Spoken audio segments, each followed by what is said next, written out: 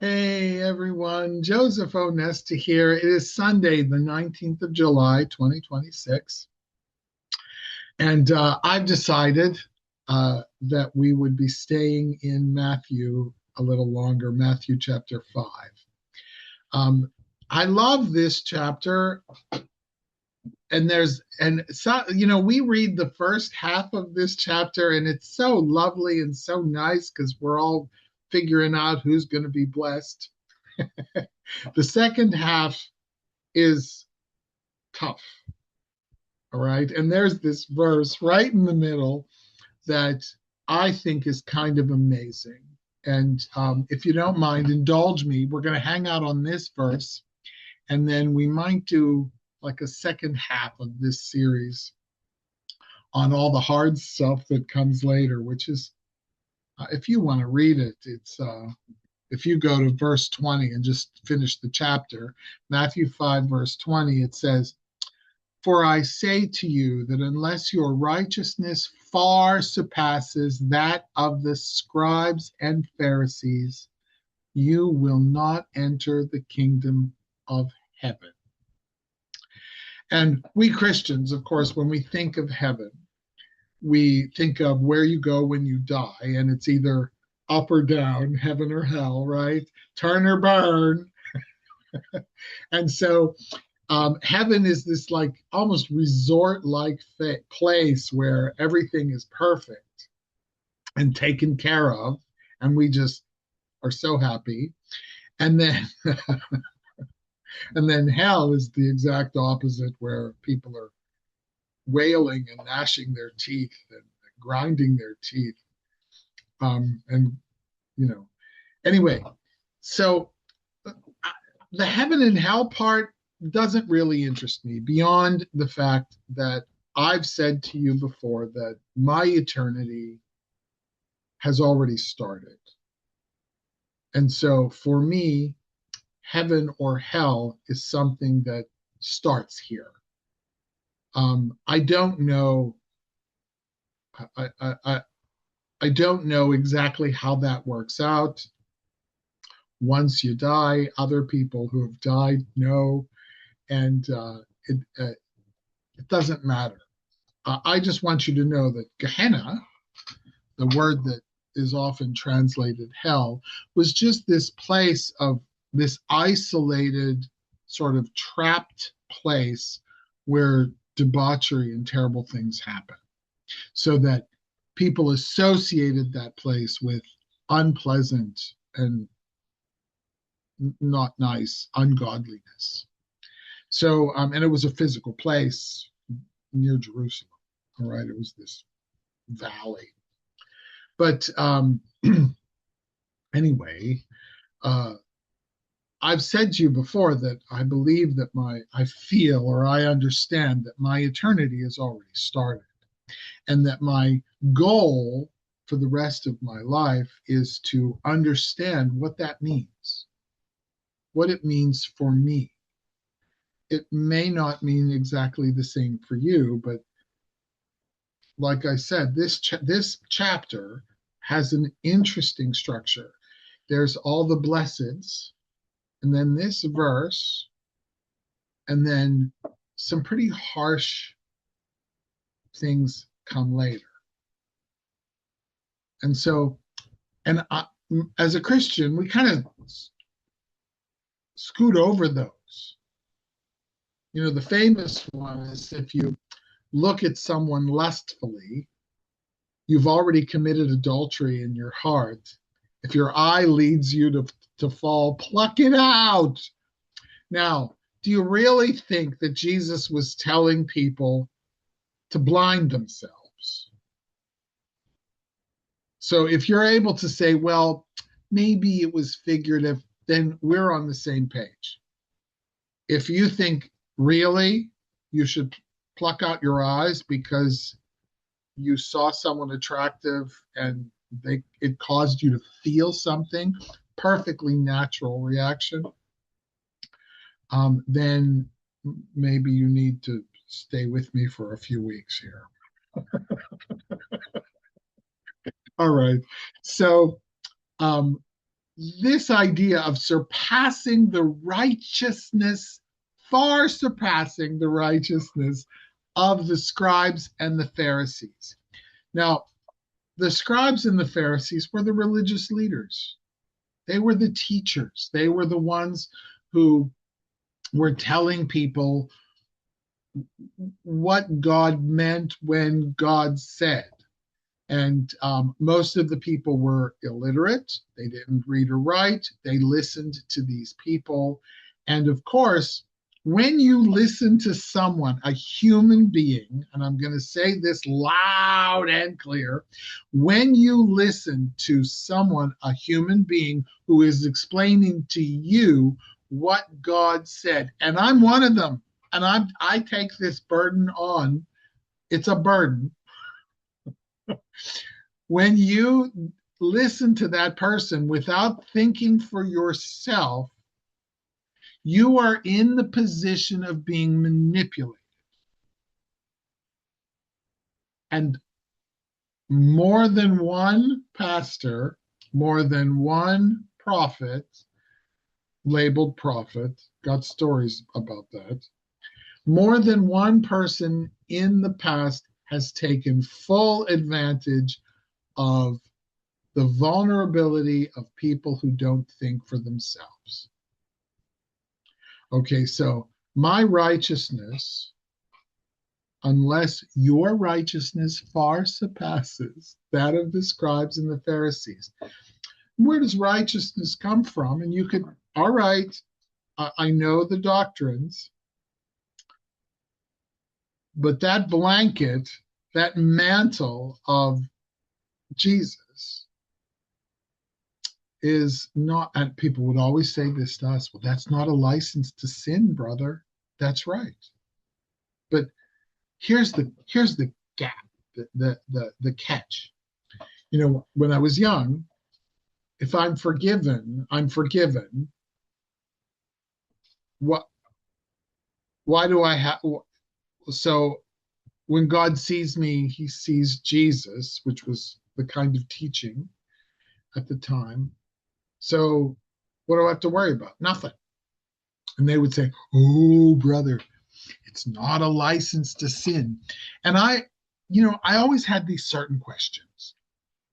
And the questions nobody could answer. And I was very often afraid to ask, quite frankly, because I was young and, I didn't want to look stupid, or I didn't want to be rebellious. I didn't want to express doubt.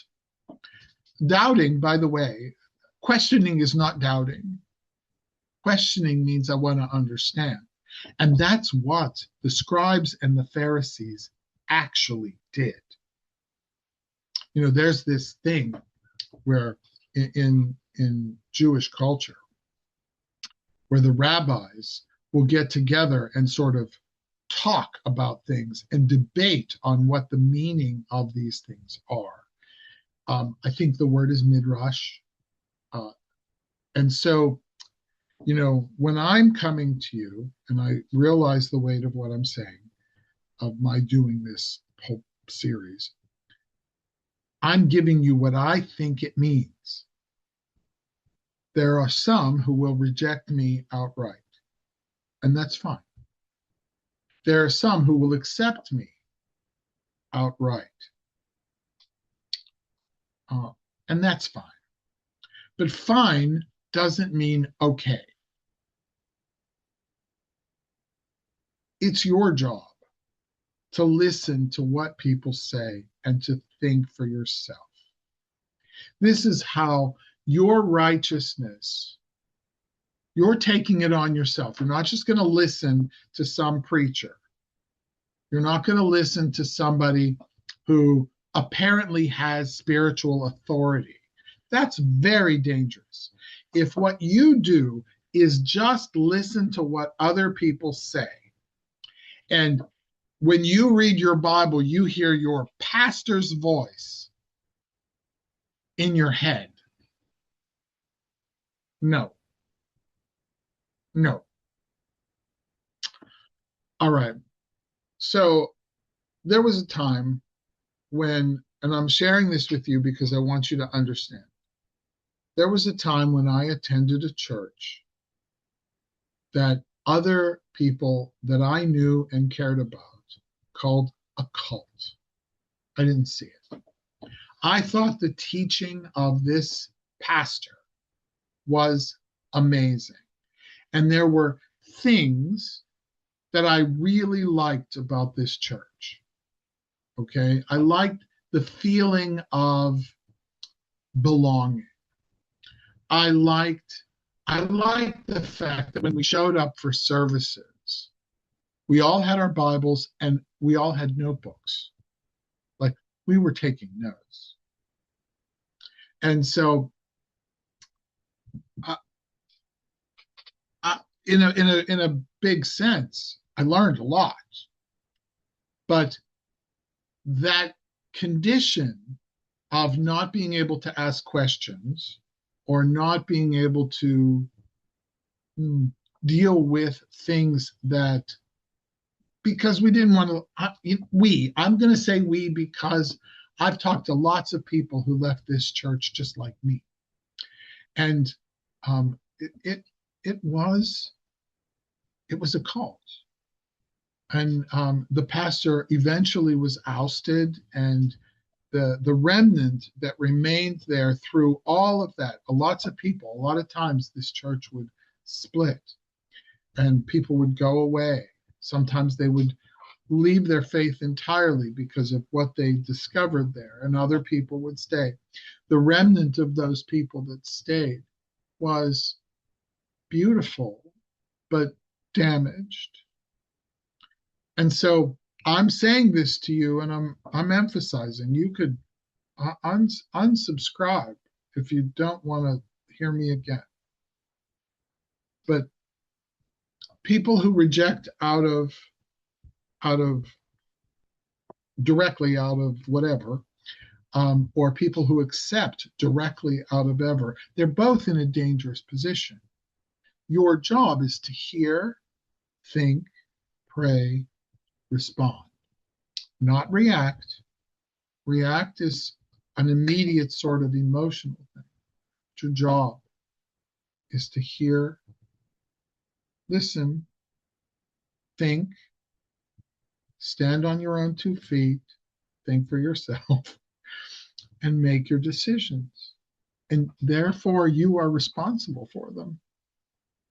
But when we talk about heaven and hell, going forward in a meeting because you're afraid you're going to burn in hell when you die is not a good reason. I'm sorry. It's not a good reason to make this complete lifestyle change. It might be the first step a lot of people take. But unless you go a little further, you're not surpassing anybody. Lots of people, one of the things I questioned, lots of people go forward in those meetings and nothing changes. They might end up in some new member class or something at the church, and then life happens and they go away. Other people, they're in it, but they have questions. Other people, they're in it, they have no questions, that they're going to accept anything that is thrown their way because they're still afraid of hell. Remember, hell is a place of isolation where debaucherous, terrible things happen. That's not, and if your eternity, like my eternity, has already started, then you have a different scale of evaluation for your participation in the rest of your life. And over the next few weeks, that's what we're going to talk about. If you are a person who believes literally in the words that were said, so that, and it's not figurative, it's not symbolic, it's literal, then, and you're an adult, you're probably blind. I mean, and I don't mean figuratively, I mean physically, because you've read the verse that says if you look at someone and you see them attractive, it says if you look at a woman, because this was a male-dominated thing, if you look at a woman with lust, you've already committed adultery in your heart. If your eye causes you to sin, pluck it out. If you haven't plucked out your eyes, I'm proud of you because you're not stupid. You're not that stupid.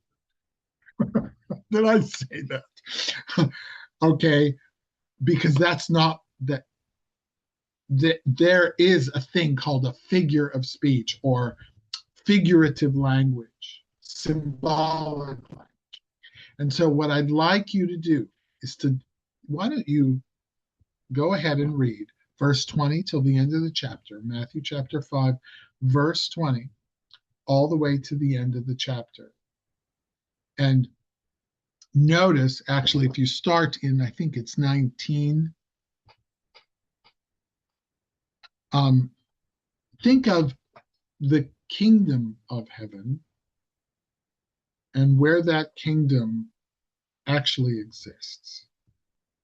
Okay? But go ahead and read the harsh words. It's going to hurt. It's going to hurt. But you can do it. I believe in you. And so I believe you can stand up to this and read it and understand. Don't. I'll see you here next week. But we'll go through. There are several. We're going to go through each one and we're going to talk about what the physical, the literal meaning would be, and maybe the figurative. And we're going to put them both into modern culture, modern environment. Because remember that when Jesus stood on this hilltop and said these words, people were basically living in the Iron Age.